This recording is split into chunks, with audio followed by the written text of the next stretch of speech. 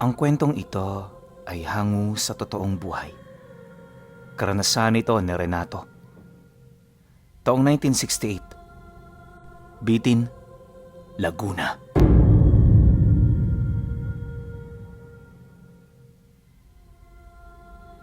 Nakahiligan na ni Renato ang pag-akyat sa bundok ng Makiling tuwing Semana Santa. Parte kasi siya noon ng grupo ng mga binatilyo na matagal na roong namamanata.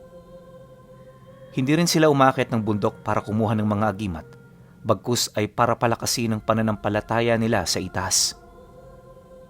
Naniniwala ang bawat isa sa kanila na hindi sila maililigtas ng anumang uri ng kakayahang bigay ng kalikasan. Para sa kanila kasi, mas mahalaga sa lahat ang kaligtasan ng ating mga kaluluwa. Dahil sa ganoong pananampalataya, lumaki si Renato na malapit sa simbahan. Kaibigan siya ng mga pare, sakristan at mga matatandang deboto nito. Dahil sa ganun niyang kaugnayan, likas na para sa kanya makipag-usap sa mga matatanda. Katunayan, kada tapos ng misa, nagpapaiwan ng lahat ng mga kaibigan niya para makipag-usap sa kanila. Binibigyan naman ito ng pagkakataon na Renato, gawa ng maging siya man, aminadong gustong-gusto niyang malaman ang kasalukuyang pinagdaraanan ng mga ito. Sa loob ng ilang taon niyang paninilbihan sa simbahan, hindi niya maipagkakailang marami na siyang nakitang milagro. Mga milagro kagaya ng pagluha ng dugo ng mga rebulto, pagkakaroon ng mga bakas ng lupa sa paanan nito na parabang naglalakad yun kapag gabi. At ang hindi mawala sa isip niya ay yung mga istoryang kalimitang binabahagi ng mga matatanda ukol sa bundok ng Makiling kung saan sila taon-taong nananampalataya. Dagdag pa ng iba na, sa kagubatang nasa paanan ng Makiling, marami ring mga pangyayaring hindi kayang maipaliwanag ng tao. Dahil dito, kung kaya't iilan lang sa mga ngaso mula sa mga karatig bayan ang may lakas ng loob na pumasok sa ganoon kapanganib na lugar. Ang pinakasikat ding kwento na umiiral sa kagubatang yan ay ang istorya ng isang matandang babaeng nakasuot ng itim na korona at talukbong na kumukubli ng bahagya sa kabuuan ng kanyang wangis. Base sa salaysay ng mga taong nakokompronta nito, may kakayahan ng nilalang na tumupad ng lahat ng kanyang sinasabi. Halimbawa, kapag gusto ka nitong lumuhod, kahit labag ito sa iyong kalooban, susundin ito ng iyong katawan, dala ng matinding takot. Pwede rin itong pigilan ng iyong paghinga, utusan ka na habang buhay magpagala-gala, o hindi naman kaya utusan ng mga bato sa paligid mo para dumikit sa iyong katawan. Saan mang lupalop ng kagubatan naroon ang babaeng yon, palagi nitong kasama ang mga tagasunod nitong hindi rin mga ordinaryong tao. Tinatawag ito ng babae bilang mga maharlikang bantay na handang ipagtanggol siya sa lahat ng banta at panganib. Maliban sa ganoong kwento, walang nakakaalam ng totoo nitong pangalan. Nakakapagduda man yun para kay Renato, alam niyang may katotohanan sa likod ng istoryang ibinabahagi ng mga ito. Hindi naglaon, nagpa siya siyang gumawa ng hakbang para patotohanan ng lahat ng bagay na kanyang nalalaman. Isang linggo, pagkatapos ng isang oras na pagmimisa, agad naman niyang pinuntahan ng pari sa lugar nila para kausapin ito ng pribado. Nang matunugan naman ng pari ang kanyang nais, dali-dali naman siya nitong isinama sa loob ng silid nito. Pagkaupo nilang dalawa, hindi na siya nagdalawang isip ang ilahad ang mga bagay na hangad niyang gawin. Padre, mawawala ho muna ako ng ilang buwan. Hindi ko na kasi makayanan ng mga iniisip kong to eh. Pakiramdam ko, ikakabaliw ko na hindi ko mapuntahan ang gubat sa paanan ng Makiling. May kung anong tumatawag sa akin, Padre. Ano man yun, lumalakas ito habang tumatagal na hindi ko to pinapansin. Nang marinig naman ng pari ang kanyang sinabi, napakuha lang naman ito ng tsaa sa kanyang tabi habang maiging pinag-iisipan ng kanyang mga isasagot. Maya-maya pa, nang magpang-abot naman ang paningin nila, Dito na ito nagbigay ng permiso bilang pagpapakita sa kanya ng suporta. Nagbahagi rin ito ng iilang mga agam-agam ukol sa kung ano ang nais ipahiwatig ng mga bagay na nararamdaman niya. Isang pagtawag ang gumagambala sa iyo, Renato. Sundin mo kung ano ang sinasabi ng iyong puso dahil para yan sa ikakabuti mo. Tandaan mo, walang masamang nilalang sa bundok ng makiling at sa paanan nito. Protektado ito ng mabubuti, kaya maging panatag ka sa iyong paglalakbay. Bumalik ka rito sa panahong alam mong ipagmamalaki ka na ng lahat. Matapos naman itong mailahad ng pare, agad naman yung tumayo sabay lapit sa altar na personal nitong pinagdadasalan. May kinuha yun doong isang maliit na sisidlan at pagbalik nito sa kanya, dahan-dahan itong ipinakita ang nilalaman nito. Pagsilay naman doon na Renato, tumambad sa kanya ang isang pulseras na gawa sa purong ginto. May mga abubot din itong nakakabit na animoy nagsisilbi nitong dekorasyon. Subalit ang mga dekorasyong yan, parang mga pakpak ng anghel na nagmula sa kalangitan. Pagkakuha naman dito ng pare, dahan-dahan itong iniabot sa kanya habang nagsasabi ng, Kapag nagkaharap na kayo ni Alkira, ipakita mo ito. Alam niya kung anong ibig nitong sabihin. Sa mga salaysay mo, Renato, nangangahulugan lang na ikaw ang karapat-dapat kong pagkatiwalaan. Malapit nang dumating ang matinding panganib, kaya kinakailangan na nating maghanda. Pagkasambit naman dito ng pare, bakas sa mukha nito ang katotohanan sa mga kataga nitong binitawan. Si Renato naman noon, ramdam na ramdam ang paninindig ng kanyang balahibo, buhat sa presensyang ipinaramdam sa kanya. Unang beses itong ginawa ng pare, kaya wala siyang ibang nararamdaman kundi ang matinding pagkagulat at pagkamangha sa mga bagay na kanyang narinig. Lumipas ang araw na yon, ginugol niya ang kanyang oras sa paghahanda ng mga gamit. Di naman siya nahihirapang kumuha ng mga kinakailangan niya, lalo pat may mga kaibigan siyang handang magbigay ng tulong at sumuporta. Nang malikom na niya ang lahat, hinintay niya ang pagdating ng araw ng Sabado sa paniniwalang ang araw na yon ang magbibigay sa kanya ng buenas o swerte sa paglalakbay. Pagsapit naman ng araw na kanyang hinihintay, agad naman siyang nagpaalam sa kanyang mga magulang. Palihim din ang paglabas niya ng baryo nang sa gayoy hindi siya matunugan ng kanyang mga kaibigan. Ilang minuto pa ang dumaan nang makalabas na siya sa lugar ng bitin. Direkta naman niyang tinungo ang paanan ng bundok ng makiling. Ilang oras din niyang tinahak ang paanan nito hanggang sa marating na niya ang bukana ng malawak nitong kagubatan. Habang hindi pa siya nakakapasok ng malalim, marami pa siyang nakikitang mga mamumundok na naglalakad pabalik ng baryo. Ang kaso lang, nung medyo nakapasok na siya sa may bandang puso nito, wala na siya halos nakitang mga tao. Tahimik na rin ang buong paligid at ang tanging niyang naririnig ay ang huni ng iba't ibang uri ng ibon. Kapansin-pansin din ng mga kakaibang halamang nabubuhay sa lugar na yan, kaya habang umuusad siya, hindi niya maipagkakailang matinding pagkamangha sa mga nakikita niya. Sa pagpapatuloy naman ng pagtahak niya ng daan, dito na mas lalong nag-iba ang mga bagay na kanyang nasisilayan. Ayon sa kanya, maliban sa mga kagilagilalas na tanawin sa loob ng gubat, may mga nakita rin siyang hayop na sadyang kakaiba. Mga usang may ilang metrong sungay na nagsanga-sanga, tapos mga palakang halos kakulay na ng ginto. May mga alupihan din siyang nakitang gabraso ang laki at ilang metro ang haba, na walang sawang naghahanap ng pagkain sa masusukal na parte ng gubat. Dahil sa kanyang mga nakita, tila bang wala siyang naramdamang pag-aalala. Hindi rin niya namalayan ng oras hanggang sa napansin niyang gabi na pala. Nang mapagtanto naman ito na Renato, imbis na ipagpatuloy pa ang kanyang pag-usad, pinili naman niyang maghanap na ng mapagpapahingahan. Inaasahan niya kasing hindi niya pa makikita si Alkira noong mismong araw. Gawa ng base sa salaysay ng pari, nakikita ito sa pinakamalayong parte ng gubat. Piling mga tao lang doon ang nakakapasok, kaya ang kwento ukol dito, alam ng iilan. Kadalasan din sa mga taong nakakarating doon, isang dibinong manggagamot ng umuuwi.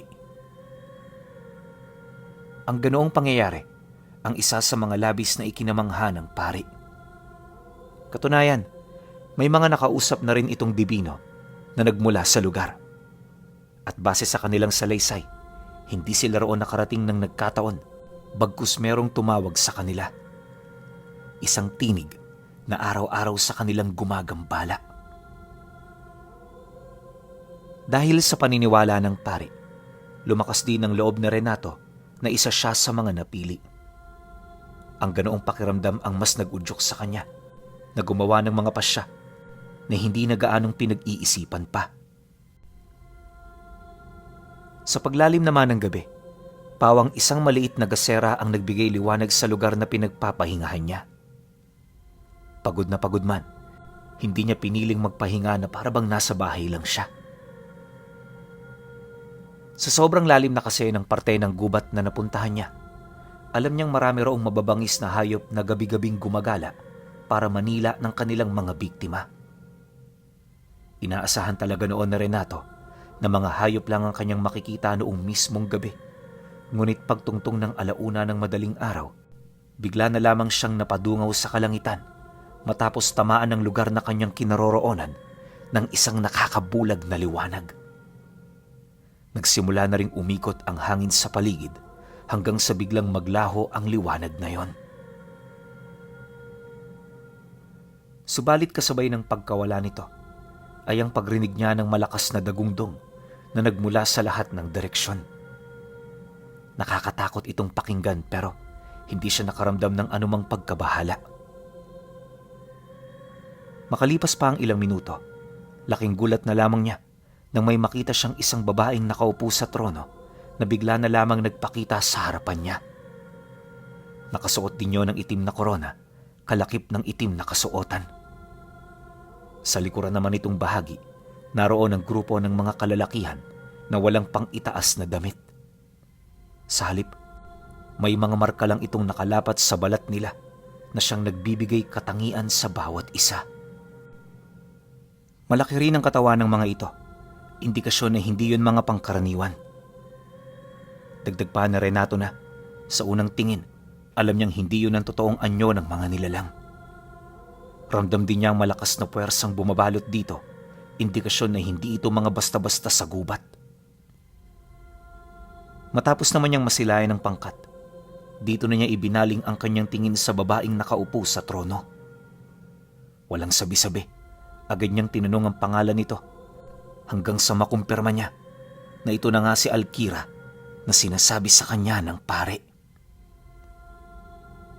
Dahil sa kanyang mga nalaman, agad naman niyang ipinakita ang suot niyang pulseras na ibinigay sa kanya. Nang masipat naman ito ni Alkira, bigla naman itong napatayo mula sa pagkakaupo sa trono na parabang nagulat ito sa kanyang mga nakita. Sa halip di nakausapin siya nito, kampante naman itong lumapit para matingnan ng malapitan ang pulseras na hawak niya.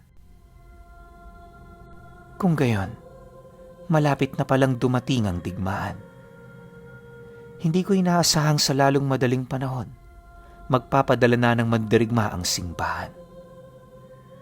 Renato iho, sumunod ka sa akin. Marami tayong pag-uusapan. Nang marinig naman niya ang sinabi nito, agad naman siyang tumango, hudyat ng kanyang pagsang-ayon. Nang mapagtanto naman ito ng mga tauhang kasama nito, hindi na rin ito nag-aksaya pa ng oras. Paglapit nito sa kinaroroonan niya, agad nitong tinakpa ng dalawa niyang mata gamit ang tela na kakulay ng ginto. Pagkatapos, dito na sila nagsimulang umusad. Kahit nakasakay sa kabayo itong si Renato, ramdam niya ang mabilis na pagkilos ng grupo. Makalipas pa ang ilang minuto, unti-unti namang tumigil ang kanyang sinasakyan, kasabay ng pagrinig niya ng tinig na nagsasabing tanggalin na ang itinali sa kanyang mga mata. Dahil dito, dahan-dahan naman niya yung kinalagan hanggang sa bumungad na sa kanya ang lugar na kanilang kinaroroonan. Pagsilay naman dito ni Renato, laking gulat na lamang niya nang masipat niya ang malalaking puting puno na animoy nagsisilbing lilim sa patag na lugar na napuntahan nila. Maliban din sa mga punong yon, wala na siya roong nakitang damo o anumang uri ng baging na maaaring gumulo sa kagandahan ng lugar. Kung titingnan din ang paligid, may hahalin tulad mo ito sa isang mahiwagang kaharian na binuo ng kalikasan. Parang mga bituin ding kumikinang ang liwanag na nagmumula sa buwan dahil sa pagpupumilit nitong pumasok sa maliliit na siwang ng mga dahon sa itaas ng puno. Hindi naglaon, matapos naman niyang masilayan ang kagandahan ng paligid, dito niya na nakita ang isang malaking puno na pinaglalagakan ng trono ni Alkira. Sa tabi ng lumang upuan, nagkalat ang iba't ibang uri ng bato na pawang malaki ang halaga kung madadala niya sa mundo nila. May mga nakikita rin siya roong mga suso sa paligid na parabang mga manggagawang nagpapanatili sa kalinisan ng mga batong yon. Akala ni Renato, mga pangkaraniwang bato lang ang kanyang nasisilayan. Pero nang magsimula ng magsalita itong si Alkira, napag-alaman niyang lahat ng mga batong nakikita niya, pawang mga mutyang may kakayahang magbigay ng hindi kapani-paniwalang abilidad sa isang tao. Dagdag pa nito na, bawat isa sa mga batong naroon, katumbas ng matataas na uri ng mutya, na pawang mga dibino at babaylan lang ang may kakayahang magtangan. Ang simpleng pagsilay lamang sa mga ito, sapat ng basihan para masabi mong isa ka sa mga mapalad. Sa pagpapatuloy naman ng kanilang pag-uusap, dito na inilahad ni Alkira ang mga dahilan kung bakit siya nito doon pinapunta. Ayon dito, kagaya ng mga naunang dibino, isa rin siya sa mga napili. Kahit walang gabay ng pare, alam nitong darating at darating siya sa ganoong sitwasyon. Ngunit, dahil sa pagtitiwala ng pari sa kanya, naging bukod tangi siya sa mga unang pinili na nakarating sa lupa nito. Dagdag pa nito na nakapagpasya na silang sa kanya ibibigay ang kakayahan ng isang mataas na antas ng dibino. Sa ganoong estado, halos wala nang imposible sa kanya maliban na lamang sa iilang mga bagay. Kagaya ng pagkabuhay ng patay, sapilitang pagpapaibig, at pagbabago ng tadhana ng iba. Ngunit lahat ng abilidad na hindi doon nabanggit, tatanganin niya ito. Kung kanya ring gugustuhin, magkakaroon din siya ng kakayahan ng pagpapalit ng anyo. Matutulad ito sa kanyang mga tauhan, subalit di hamak na mas malakas doon ang kanyang kakayahan. Nabanggit din ni Arkila na matagal na niyang tinatago ang ganoong biyaya para sa ganoong pagkakataon. Matapos naman itong makapagwika, dito na nito sinimula ng mga engkantasyon. Sa loob ng 1 linggo, walang patid na nagdasalang mga tagasunod nito. Si Renato naman, nanatili lang na nakaupo sa pinakagitnang bahagi kung saan nagdarasal ang mga tauhan ni Alkira. Ayon pa sa kanya, na habang pinagdadaanan niya ang ganoong proseso, nakapagtatakang wala siyang nararamdamang gutom sa katawan. Di rin siya napapagod kakaupo, ni napupuyat. Dagdag pa niya na, sa sobrang panatag din ng puso niya, wala siya roong naramdamang kahit ano. Matapos naman ang proseso ng dasal, sa kasagsagan ng gabi, muli nilang tinahak ang daan patungo sa isang malaking lawa. Hindi niya mawari kung saang lugar ito nakatago, pero base sa kanyang mga napansin, sakop lang ito ng kagubatan ng bundok ng Makiling. Paglalarawan niya sa lawang napuntahan nila, kasing laki lang ito ng 3 liwasan. Meron itong asul na tubig na kumikinang naman kapag gabi. Sa pinakagitna rin nitong bahagi, may namumuhay na isang punong may mapuputing dahon. Maliit lang ang punong yon, subalit punong-puno ito ng hiwaga. At para marating ang puno ng hindi dumadaan sa kahit na anong panganib, hinintay nila ang pagdating ng isang maliit na bangka. Antigo na ang bangkang sinakyan nila. Ganon din ang nagmamaniobra nito. Pagsilay niya sa namamahala sa bangka, napansin niyang hindi ito isang tao. Literal na kalansa yon na binalutan ng mga ugat ng puno na naglalabas ng asul na liwanag. Bagaman ganon ang anyo nito, nakakapagsalita ito ng dialektong hindi niya halos maunawaan. Ang mas nakakapagtaka pa sa lahat, inabot na lamang sila ng ilang oras sa bangka na kapagtatakang hindi pa rin nila nararating ang isla kung saan naroon ang puno. Dahil dito, agad naman niya itong itinanong kay Alkira. Nang marinig naman ito ang sinabi niya, tinapik lang nito ang kanyang balikat habang nagsasabi ng, "Mapanlin lang ang ating mga mata. Huwag kang basta-bastang naniniwala sa iyong mga nakikita sapagkat hindi lahat totoo. Marami ang mapagkunwari at mapanlin lang sa mundo." Nang marinig naman niya ang sinabi nito, naging matyaga siya sa paghihintay. Halos 5 oras din ang inabot ng kanilang paglalakbay bago sila dumaong sa pangpang ng lupa kung saan nabubuhay ang puno. Pagsilay naman niya roon ng malapitan, bigla naman nanlaki ang kanyang mga mata matapos bumungad sa kanya ang napakalaking puno na inaakala niyang maliit mula sa malayo. Paglalarawan ni Renato sa punong yon, 10 matatandang akasya ang lapad ng katawan nito. 2 nyug ding pinagdugtungan taas, tapos ang mga sanga nito, halos ilang metro ang haba at pagitan sa bawat isa. Parang pamaypay din ang laki ng mga dahon at ang talulot ng bulaklak nito, kasing laki at lapad ng dahon ng saging. Sa pinakapuso rin ng punong yon, may langis na walang patid na umaagos. Pinaghalong asul at ginto ang kulay nito, kaya sa unang tingin, pagkamangha kaagad ang kanyang naramdaman. Matapos naman niya itong masilayan, agad naman doong lumapit si Alkira, bitbit ang isang pansalok na gawa sa purong ginto. Nang makakuha na ito ng langis, bumalik ito sa kinaroroonan niya para ipainom yun sa kanya.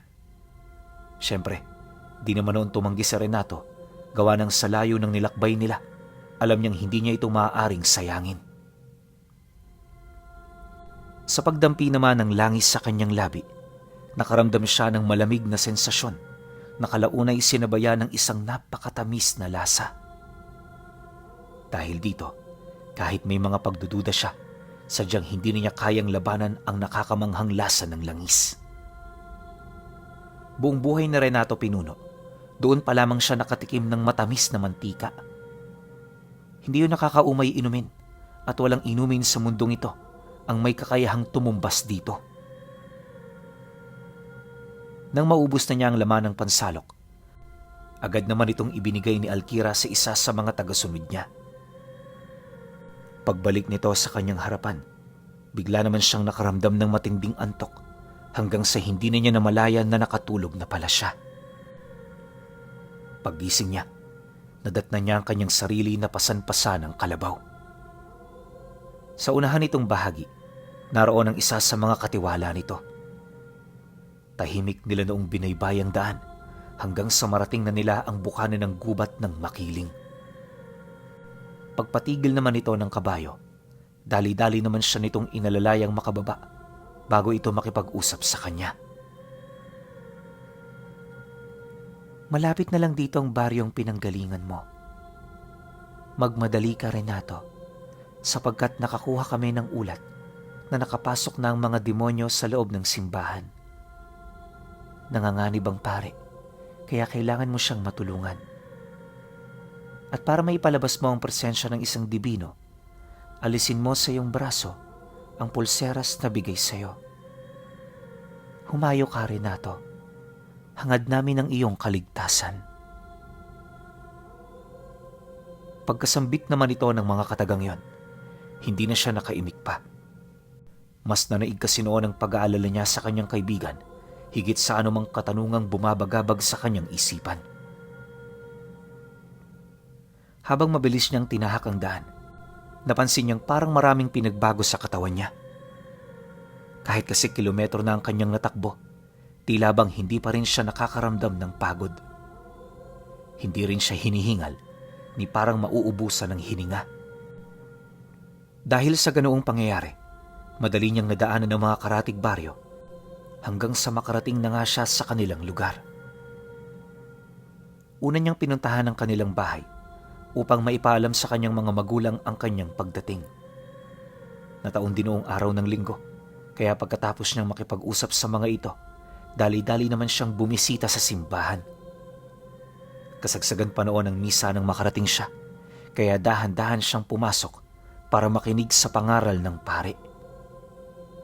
Ang kaso lang, pagpasok pa lamang doon na Renato, agad niyang naramdaman ang napakasamang hangin na sumisimoy sa loob nito. Hindi niya mawari pero lahat ng mga taong nakikinig sa pangaral may masamang bahid sa kanilang mga dugo. Ramdam din niya ang kaba ng pare, animoy naghihintay ito ng taong magliligtas sa kanya. Maya-maya pa, nang masipat naman ito ang kanyang muka, bigla nitong itinigil ang kanyang pangangaral na siyang naging sanhi upang mabalot ng pag-aangil ang kabuuan ng simbahan. Subalit sa kabila ng paninindak ng mga nilalang, nagpatuloy ito sa paglalakad hanggang sa marating na nito ang upo ang kanyang kinaroroonan. Paghawak naman ito sa kanyang balikat, bigla naman niya yung hinila papalapit matapos niyang masipat ang isang lalaki na humugot ng kutsilyo sa bewang nito. Pag-unday naman ito ng saksak, sakto naman ang naging pag-ilag ng pare. Dahil sa pangyayaring yon, dito na tumayo itong si Renato. Matapang niyang kinumpronta ang lalaki hanggang sa nagpang-abot na silang dalawa. Hindi nagtagal, pagtama naman ang kanyang kamao sa mukha nito, kitang-kita ng mga nilalang na naroon ang biglang pagkasunog ng mukha ng kanyang kalaban. Kahit mahinang suntok lang din ang kanyang binitawan, sigaw ito ng sigaw na parabang may kung anong nangyari rito. Makalipas pa ang ilang minuto, bigla naman itong tumakbo papalabas ng simbahan, ngunit nang akmang malapit na ito sa kalsada, bigla naman yung humandusay kasabay ng paglabas ng huli nitong hininga sa katawan. Nang mapansin naman ng mga nilalang ang pagkamatay ng kasama nila, dito na ito isa-isang tumayo habang humaharap sa kanya. Nang masipat naman niya ang pangyayari, imbis na lumayo na para makaiwas, minabuti niyang kaharapin ang mga ito. Kahit gaano man kasi karami ang mga nilalang, wala siyang nararamdamang takot at pagkasindak. Indikasyon na malayo pa ang agwat ng kanilang mga abilidad. At ang ganun niyang kapangasan ang nagbigay interes sa pinuno ng mga nilalang para kausapin siya. Wala akong nararamdamang kakaiba sa katawan mo. Isa ka lang hamak na ordinaryong tao. Kaya tatanungin kita, ano ang pinagmamalaki mo? Nasakop na namin ang lugar na ito. Lahat ng nangangaral at mangangaral pa rito, hawak na namin. Alam mo rin ba, patay na ang mga albularyong nakatira sa malapit. Kaya kahit magtatatakbo kayo dyan sa labas, hindi na kayo makakatakas. Nang marinig naman ni Renato ang sinabi nito, dahan-dahan naman niyang inialis ang pulseras sa kanyang braso. Pagkabigay niya nito sa pare, sa isang iglap, nawala ang masamang presensyang bumabalot sa simbahan. Bigla itong umaliwalas, dahilan para matupok ang mga kasama nitong walang sapat na bakod at puder sa katawan. Sa loob lamang ng ilang segundo, 90% ng mga nilalang ang natupok ng walang kalaban-laban. Dadalawa na lang ding nilalang ang natira, dahilan para masindak ang nilalang nakausap niya. Imbis din na magpatuloy pa ito sa pananatili, unti-unti naman niyang napatras, ngunit habang lumalapit siya sa altar, mas lalo naman niyang nararamdaman ang bigat ng kabanalan ng may kapal. Kalaunan, nang hindi na nito makayanan ang kanyang mga nararamdaman, napaluhod ito sa kanyang harapan habang nagmamakaawa. Hindi na rin ito makatingin sa kanya ng diretso dahil sa nag-uumapaw na presensyang bumabalot sa katawan niya. Nang mapansin naman ito na Renato, marahan naman niyang nilapitan ng nilalang habang nagsasabi ng, "Bibigyan kita ng pagkakataon para makaalis dito dahil hindi naman ako kasing sama ninyo. Yun nga lang, alisin kong iilan sa mga abilidad mo kasama ang mga poder mong nagbibigay kakayahan sa'yo para malabanan mo ang sumpa ng araw. Tignan natin kung ano ang mangyayari sa'yo pagkalabas mo ng pinto." Matapos naman niya itong ilahad, agad naman niya itong inihipan ng usal. Dasal na halos agarang nagpahina sa nilalang. Pagramdam naman itong naialis na ni Renato ang kanyang kakayahan, halos humalik na ito sa kanyang paa para lamang makahingi ng kakarampot na awa mula sa kanya. Ngunit sa kabila nun, walang nagbago. Dahil dito, napilitan ang nilalang na kumaripas ng takbo papalabas. Ang kaso lang, pagtama sa kanya ng liwanag ng araw, agad naman itong tinupok ng apoy na tumunaw sa kanyang laman at sistema. Pagkaagnas naman ito, napansin niya ang kasama nitong pilit na nakatayo habang nakaharap sa kanya. Sa halip na magmakaawa, matapang itong sumugod para subukan siyang paslangin. Subalit, nang ilang metro na lamang ang pagitan nila, sa kumpas ng kamay niya, nagpakita sa kanyang likuran ang 5 makapangyarihang espiritual na sandata. Pagturo niya sa kalaban niya, bigla naman yung lumipad hanggang sa bumauno ito sa katawan ng kanyang biktima. Sa ilalim ng altar kung saan nakalagay ang krus, namatay ang nilalang na yon. Pag-agnas ng buo nitong katawan, hindi roon inalis ni Renato ang mga espiritual na sandata upang magbigay babala sa mga nilalang na magtatangkapang pumasok sa loob ng simbahan. Matapos naman ang mga pangyayari, bumalik sa dating estado ang bahay ng Panginoon. Yun na rin ang naging simula ng napakagandang paglalakbay ni Renato, ang mandirigma ng simbahan at supremo ng mga dibino.